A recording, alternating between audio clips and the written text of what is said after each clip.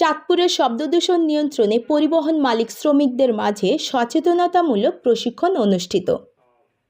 Report Mohammad Ariful Islam.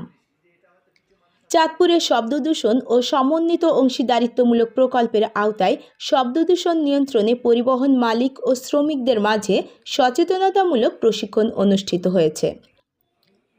বুধবার 11 December সকালে চাঁদপুর জেলা প্রশাসন ও পরিবেশ অধিদপ্তরের আয়োজনে জেলা প্রশাসক সম্মেলন কক্ষে এই প্রশিক্ষণ অনুষ্ঠিত হয়। প্রশিক্ষণ কর্মশালায় প্রধান অতিথির বক্তব্য রাখেন চাঁদপুর জেলা প্রশাসক মোহাম্মদ মহসিন উদ্দিন। এ সময় তিনি বলেন, শব্দদূষণ কিভাবে নিয়ন্ত্রণে রাখা যায় সেদিকে আমাদের জ্ঞান থাকতে হবে। উচ্চস্বরে হর্ন বাজিয়ে শব্দদূষণ আমাদের সকলের জন্য ক্ষতিকর। এই ক্ষতিকর দিকগুলো তুলে ধরতে আমরা প্রশিক্ষণের আয়োজন করেছি। শব্দদূষণের ফলে মানুষের ব্রেইন নষ্ট হয়ে যায়। রাস্তায় গাড়ি চালাতে অযথা হর্ন এবং উচ্চস্বরে মাইক বাজাতে সবার সচেতন হতে হবে।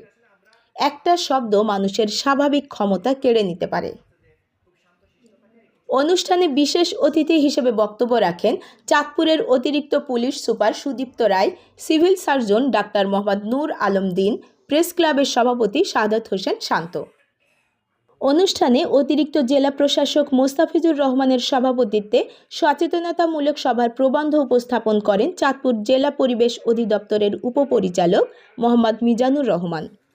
এ সময় বিভিন্ন পরিবহন মালিক শ্রমিক সহ গণ্যমান্য ব্যক্তিবর্গ উপস্থিত ছিলেন।